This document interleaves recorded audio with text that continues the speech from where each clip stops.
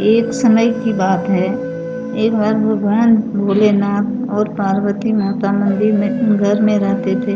तो भोला बाबा रोज पूजा करते पाठ करने में लगे रहते थे। पार्वती माँ उनका जल फूल चंदन भांग सब तैयार करने लगती थी। यही इसी में उनका टाइम जाता था, फिर खाना बनाना पड़ता था। इस तरह से वो समय गुजार रही थी।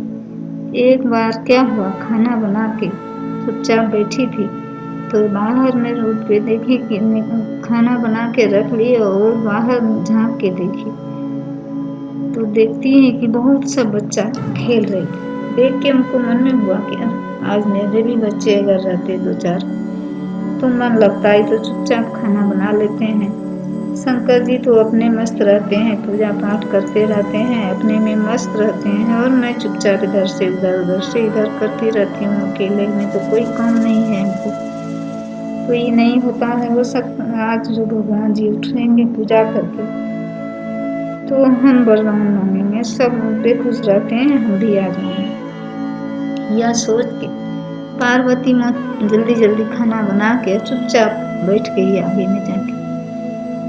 जब भगवान भोलेनाथ पूजा करके उठे तो बड़ा चुपचाप बैठी हुई देखी। बोले क्या बात है जो आज देखते हैं चुपचाप बैठे हैं, खाना पीना नहीं बना है क्या? बोले कि नहीं, खाना पीना तो जो बनता है रोज बना ही लेते हैं। आज मेरा एक प्रश्न है, उसका तो हमको जवाब देना पड़ेगा। बोले क्या बात है, ऐसा कौन सा प्रश्न है? उठ गया आपको, आप देव रूप हैं और आपको प्रश्न कौन सा आ गया? बोले कि देखिए बाहर हम तो निकलते नहीं हैं, लेकिन आज जो है बहुत देर लग गया आपको पूजा करने में। हम बाहर झाँक के देखे तो कितना सुंदर सब बच्चा बुतरू खेलते देखे। अगर आज हमको भी बच्चा बुतरू रहता तो हम भी देखते, हम भी उसमें कुछ समय बिताते। और ऐसे तो चुपचाप कोई काम नहीं रहता है, बस वही भांग पीसना, वही बसाहा को खिलाना, और तो कोई काम नहीं है हमको। तो हमको भी दो चार बच्चा दीजिए। बोले आप क्या करेंगे, बच्चा तो वो मनुष्य जोनी में है, वो मनुष्य का काम है, हम लोग तो भगवान देवता रूप हैं, हम लोग को बच्चा बुतरू से क्या, वैसे तो बच्चा मेरा ही है, आपका ही तो वो बच्चा था जो बाहर में खेल रहा था।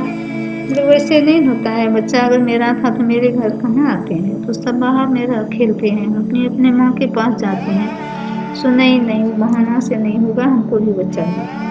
ले रे आप नहीं संभाल पाइएगा, बात को समझिए, आप क्यों इतना जिद मचा रहे हैं? आपका तो बच्चा देखिए, उधर नंदी है, इधर सिंह है, बाघ है, इसी को संभालने में तो नहीं पूरा होता है काम।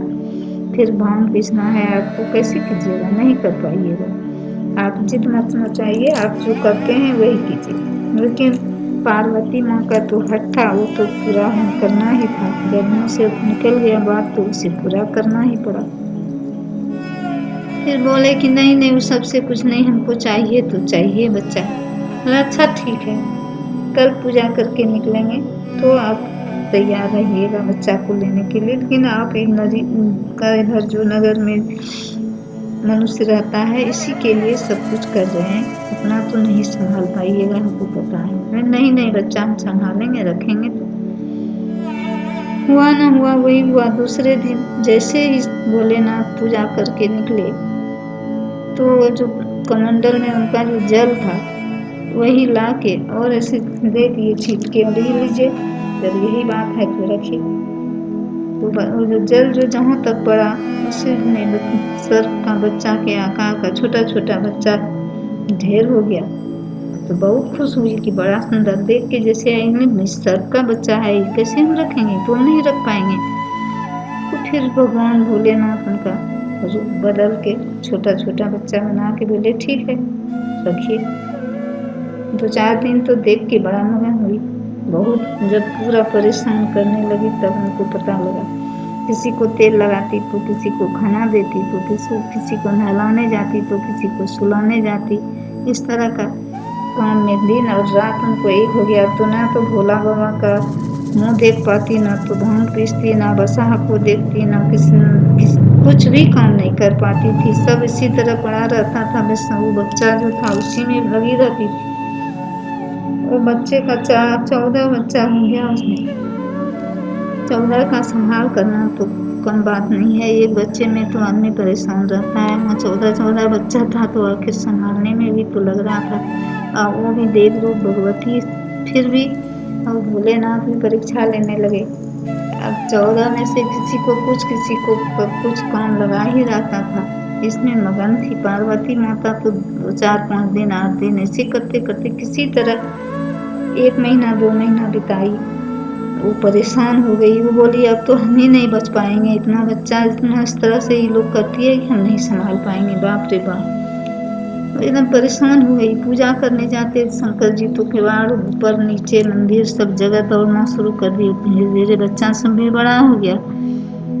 फिर तो अब कोई खाना दो, कोई पानी दो, कोई नहाना दो, इस तरह से करने लगी। तो बड़ा मुश्किल हमें पड़ गई। पार्वती माँ एक दिन इतना तंग किए कि बस उठ के, और एक तो उधर से जो त्रिशूल रखा हुआ था उधर भोलेनाथ का, वो लाठी समझ के उठी और उसी से 2-4 छड़ी बच्चे सबको दे दी। किसी का हाथ किसी का पैर टूटना शुरू हो गया, और उठा पुठा के सबको एक सूप से लेके सबको जाके जल में दे आई पोखर में।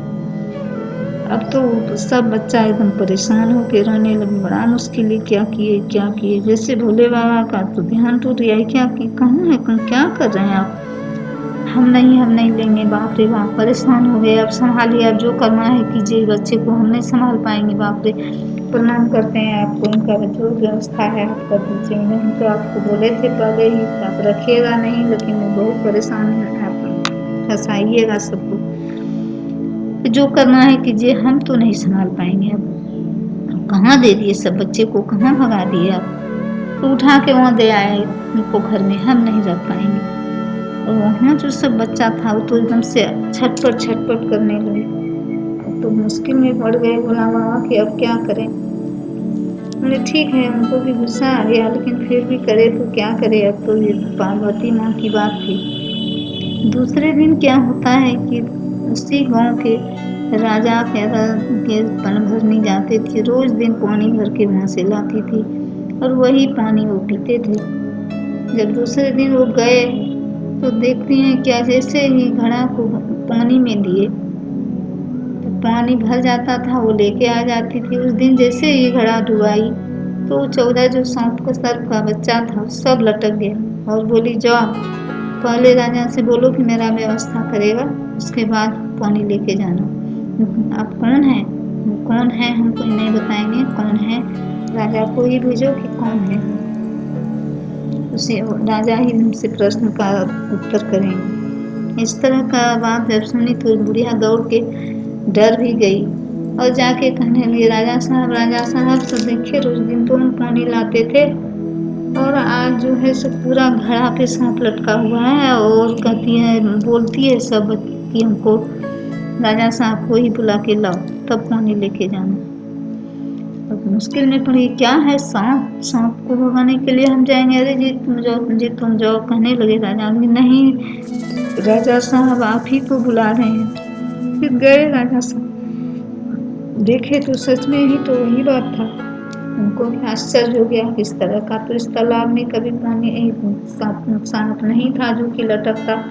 बोले आप कौन है, हाथ जोड़ के उनको लगने लगा कि जरूर ही कोई बात है, ये कहाँ से आ गए। कहने लगे कि ऐसे क्या बात है, कहाँ से आप आए हैं, हमको बताइए, कौन भूत हैं, कहाँ से हम आए हैं।